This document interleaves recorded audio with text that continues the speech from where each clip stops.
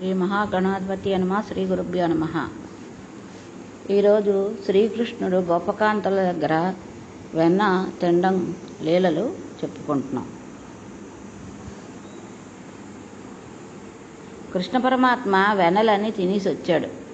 ఆ వచ్చిన గోపీజనము చూసి యశోద, ఏంటమ్మా మీరందరూ ఇలా వచ్చారు అని అడిగింది. అక్కడికి వచ్చిన గోపకాంతలందరూ ఒకరి తర్వాత ఒకరు కృష్ణుడి మీద ఫిర్యాదులు చెప్పడం ప్రారంభించారు. ఒక గోపకాంత అంది, బాలురక్కు పాలు లేవని బాలింతలు మరలు పెట్ట పకపకనగయా బాలుండాలముసే ఈజు నాలక గ్రేపుల విడితే నంబోజాక్షి. అమ్మా యశోద, నీవేమిటో మా అబ్బాయి అని పొంగిపోతున్నావు, కానీ మీ అబ్బాయి ఎలాంటి పనులు చేస్తున్నాడో తెలుసా? చంటి పిల్లవానికి తల్లి పాలు లేకపోతే ఆవు పాలు పడతారు. బాలింతలు సాయంకాలం అవుతుంది, ఇంకా పిల్లాడికి పాలు పడదాం అనుకునే సమయంలో మీ పిల్లాడు వచ్చి ఆవు పాలు వీళ్ళకి దక్కకుండా దూడలను వదిలేస్తున్నాడు. ఆ దూడలన్నీ వచ్చి ఆవు పాలు తాగేస్తున్నాయి. అప్పుడు మీ వాడు ఎదురుగుండా ఉన్న చెట్టు కొమ్మ ఎక్కి దూడలు వదిలేందుకు మేము బాధపడుతుంటే చక్కచక్క పక్కపక్క నవ్వుతూ కూర్చుంటున్నాడు, మాకు దొరకడు అని అంది. ఇందులో ఉండే అంతరార్థం పరిశీలిస్తే మనకి మన కుటుంబం వరకే మన కుటుంబం, పక్కవాళ్ళ అబ్బాయి తినకపోతే నాకెందుకు అనుకుంటాను. కానీ ఈశ్వరుడు జగద్భర్త, ఈ లోకములన్నింటికీ తండ్రి. ఇప్పుడు ఈయన 2 పనులు ఏకకాలంలో చేస్తున్నాడు. ఆవు దూడలు అంటే ఉపనిషత్తులు, వాటిని పోషిస్తున్నాడు. ఈశ్వరుడు ఉపనిషత్తు జ్ఞానాన్ని పోషిస్తాడు, అందుకని దూడలను వదిలాడు. రెండవది, ఆవులు ఎక్కడ వెళ్ళి గడ్డి తిని కుడితి తాగి వాటిని పాలుగా మరుస్తున్నాయి. ఆ ఆవులు తమ దూడలకు పాలను ఇవ్వడానికి సంతోషంగా ఎదురు చూస్తూ ఉంటాయి. ఇంటి యజమాని వచ్చి ముందుగా దూడను దగ్గరికి వెళ్ళి దాని మెడలో ఉన్న ముడిని విప్పేస్తాడు. వెంటనే దూడ పరిగెత్తుకుంటూ వెళ్ళి ఆర్తితో తల్లి పాలను తాగుతూ ఉంటుంది. ఇంకా పాపం దూడకు ఆకలి తీరదు. వీడు ఆ దూడను లాగేసి స్తంభానికి కట్టేసి వీడి పిల్లల కోసం పాలను పితకడం ప్రారంభిస్తాడు. దాని దూడ దాని పిల్ల కాదు, నీ పిల్లాడు ఎక్కువ. కానీ ఈశ్వరునికి ఆవు తన బిడ్డే, దూడ తన బిడ్డే, అందుకని ఆయన వదిలాడు. నీవు ఆయన్ని వంక పెట్టడం ఎందుకు? నీవు ఆయనలో దొంగ ఎవరు? నీవా ఆయన దొంగ కాదు, నీవే దొంగ. నీ దొంగతనం దాచుకుని చోరలేళ్ళన ఆయన ఎందుకు దొంగతనం చూపుతున్నావు? అటువంటి వారి దొంగ బతుకును స్వామి బయట పెడుతున్నాడు. ఇది దీని అంతర్ధానం. మరో గోపస్త్రీ అంది, పడతీ నీ బిడ్డడు మా కడవలలో ఉన్న మంచి కాగిన పాల పడుచులకు పోసి చిక్కిన కడవలలో నడిచే నాజ్ఞన కలదో లేదో.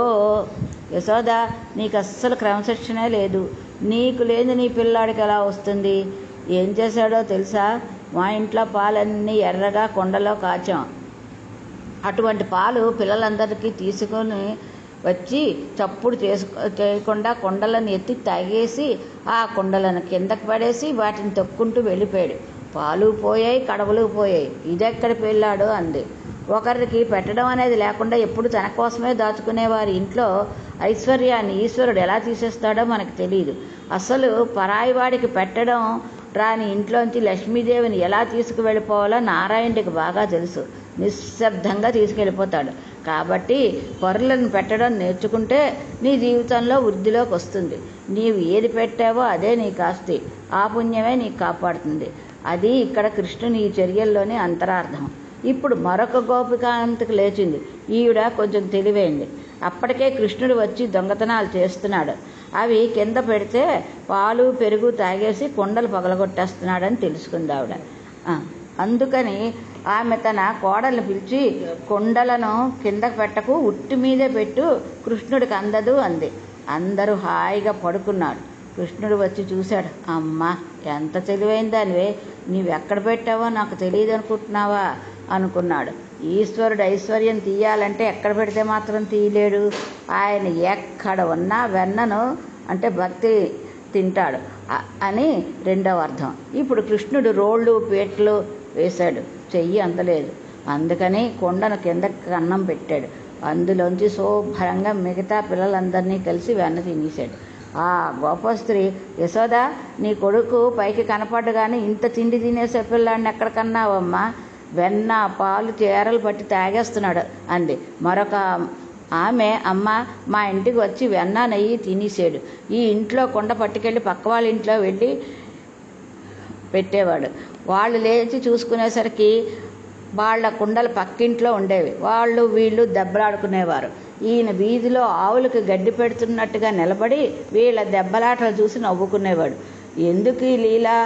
ఒక్కొక్కళ్ళకి తమకు సంపద ఉన్నదనే గొప్ప అహంకారం ఉంటుంది. తమ పక్కన పేదవాడు అన్నం లేక సొమ్మసిల్లి పడిపోయినా తాను మాత్రం మృష్టాన్నం భోజనం చేసి పేదవాడిని పట్టించుకోకుండా వెళ్ళిపోగలడు. అటువంటి వాడు నిర్దయుడు. బీదవానికి పట్టెడు అన్నం పెట్టమని అనలేడు. అలాంటి వాడి ఐశ్వర్యాన్ని తీసివేయడమే కొండను మరొక చోట పెట్టడం. ఈయన తలుచుకుంటే వ్యక్తుల స్థానాలను మార్చేయగలడు కదా. కాబట్టి పేదవాడిని చూసి పరిహారం చూస్తే నీ పుర్రె అక్కడ పెడతాడు, ఆ పుర్రె తీసుకొచ్చి ఇక్కడ పెడతాడు. జాగ్రత్త సుమా అని స్వామి మనకు ఒక పాఠం నేర్పారు. కృష్ణుడు ఇంకో చోటుకి వెళ్ళాడు. ఆడంజాని వీరల పేరు గోడకని సుతుడు ద్రావి ఒక యుంచుక తా కోడలి మూతింజరిమిన గోడలు మృచ్చనుచు నత్త కొట్టెల తాంగి. ఈ ఇంట్లోకి వెళ్ళి శుభ్రంగా వెన్న నెయ్యి తినేసాడు. ఆ ఇంట్లో అత్త కోడళ్ళు పడుకుని ఉన్నారు. వెళ్ళిపోయే ముందు ఆ కోడలు మూతికి నెయ్యి రాసి వెళ్ళిపోయాడు. పొద్దుట నిద్ర లేవగానే అత్తగారు కడల వంక చూసుకుంది, నెయ్యి లేదు. కోడలు మూతి వంక చూసింది, నెయ్యి ఉంది. ఓసి ముచ్చ, రాత్రి నెయ్యి అంతా తినేసేవా అని కోడలను పట్టుకుని కొట్టింది. ఈయన కిటికీలోంచి చూసి నవ్వుకున్నాడు. అత్త కోడలికి నేర్పవలసిన గొప్ప ధర్మం ఒకటి ఉంది. ఇంటికి వచ్చిన మహాత్ములను ఆదరించడం వల్లనే ఇంటికి ఐశ్వర్యం పెరుగుతుంది. ఇంటి ఐశ్వర్యం కోడల వల్ల నిలబడాలి.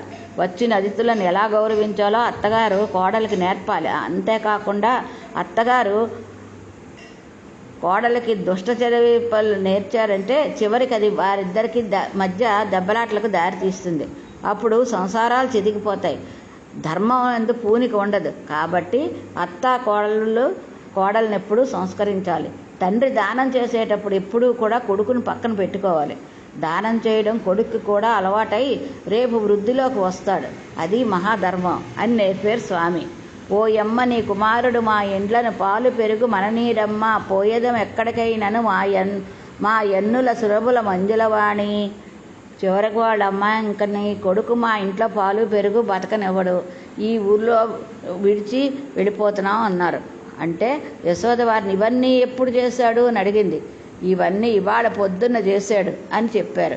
అప్పుడు ఆవిడ, ఇవాళ పొద్దుటి నుంచి మా అబ్బాయి ఇంట్లోనే ఉన్నాడు కదా, మీరంతా నా కొడుకు గురించి చాలా అన్యాయంగా మాట్లాడుతున్నారు. నా కొడుకు అందంగా ఉంటాడని బుద్ధికృష్ణుడని మీరు ఇన్ని చాడీలు చెప్తారా? అన్నీ అబద్ధాలే, అలా చెప్పకూడదమ్మా అంది. అప్పుడు అవును, ఇప్పుడెందుకు తెలుస్తుందిలే, ఇవి ఇన్ని ఇళ్లలో జరిగినవి నీ ఇంట్లో జరిగినప్పుడే నీకు తెలుస్తుంది. అప్పుడు ఏం చేస్తావో మేము చూస్తాను. గోపికాసురులు అక్కడి నుంచి నిష్క్రమించారు. ఒకనాడు తల్లి యశోదాదేవి లోపల పనిచేసుకుంటూ ఉంది. బయట బలరాముడు ఇతర గోపాలకులు ఆడుకుంటున్న వారు గబగబా పరిగెత్తుకుంటూ యశోదాదేవి దగ్గరికి వచ్చి, అమ్మ నువ్వు ఎన్నో మాటలు కృష్ణుడిని మట్టి తినకూడదని చెప్పావు కదా, తమ్ముడు మళ్ళీ మేము చెప్పినా సరే వినకుండా మట్టి తినేస్తున్నాడు అని అన్నారు. పిల్లలు దాక్కునే ఆటలో ఒక ఆట కృష్ణుడికి చాలా ఇష్టం.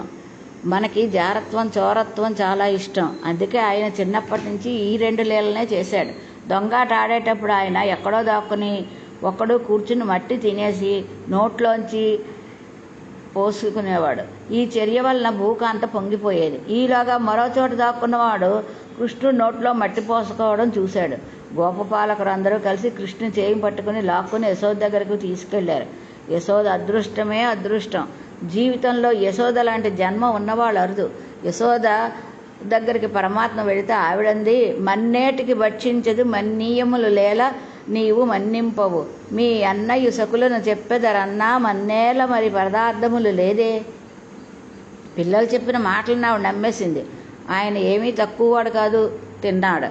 ఈ లీల యశోద అదృష్టాన్ని ఆవిష్కరిస్తోంది. పరమాత్మ పొంగిపోయినట్లుగా కనపడిన స్వరూపం ఒక్క యశోదకు తప్ప మరెవ్వరికీ లేదు. ఆయన లోకాలన్నింటినీ నడిపించేవాడు. ఈ ప్రపంచానికి మార్గదర్శకం చేసినటువంటి మహాపురుషుడైన పరమాత్మని ఈవిడ మార్గదర్శకం చేస్తోంది. ఏరా కృష్ణ, మన్ను తినొద్దని నిన్ను ఎన్నిమార్లు చెప్పాను, మన్నెందుకు తింటున్నావు? నేను ఇంతకుముందు నీకు ఎన్నో మార్లు ఇలా తినవద్దని చెప్పాను కదా, మళ్ళీ ఎందుకు ఇలా చేశావు అని అడిగింది. అప్పుడు కృష్ణుడు మాట్లాడిన తీరు పోతన గారు ఎలా దర్శనం చేశారో చూడండి.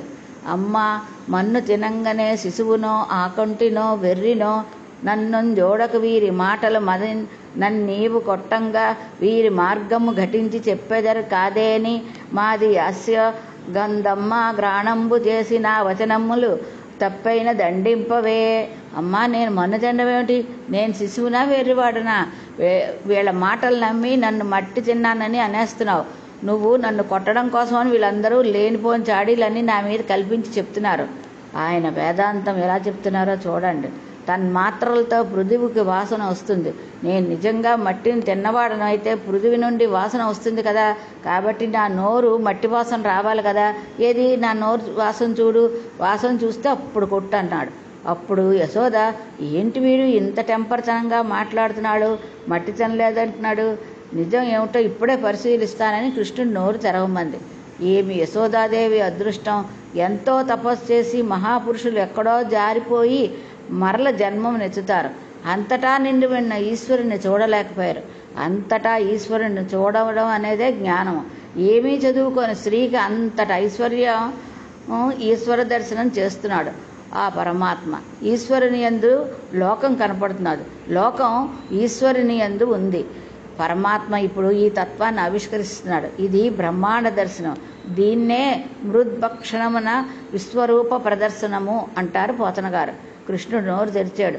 సమస్త పర్వతములతో, నదులతో, సముద్రాలతో, చెట్లతో, నరులతో, లోకంలో నందవ్రజంతో, నందవ్రజంలో ఉన్న పశువులతో, తన ఇంటితో, తనతో, నందుడితో కలిసి అందరూ లోపల కనపడ్డారు. ఇన్ని బ్రహ్మాండములు పిల్లవాడి నోట్లో కనపడుతుంటే ఆవిడ తెల్లపోయింది.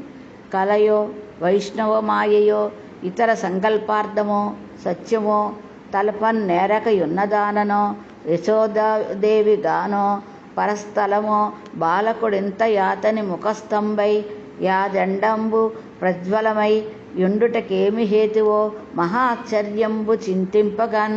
నోరు తెరిస్తే పిల్లవాని నోట్లో ఉన్నవన్నీ చూసి యశోద, ఇది కళా వైష్ణవమాయా, ఏదైనా సంకల్పమా? అసలు నేను యశోదనేనా? నేను నా ఇంట్లోనే ఉన్నానా? వీడు నా కొడుకేనా? వీడి నోట్లో బ్రహ్మాండాలన్నీ ఉన్నాయి.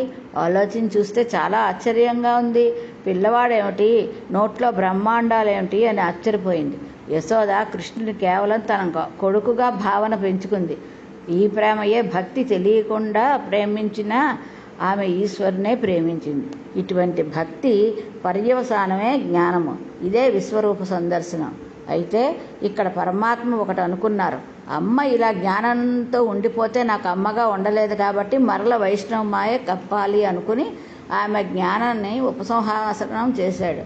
అంతే, ఆమె వైష్ణవ మాయలోకి వెళ్ళిపోయింది. ఇదే పరమాత్మ యొక్క అనుగ్రహం అంటే.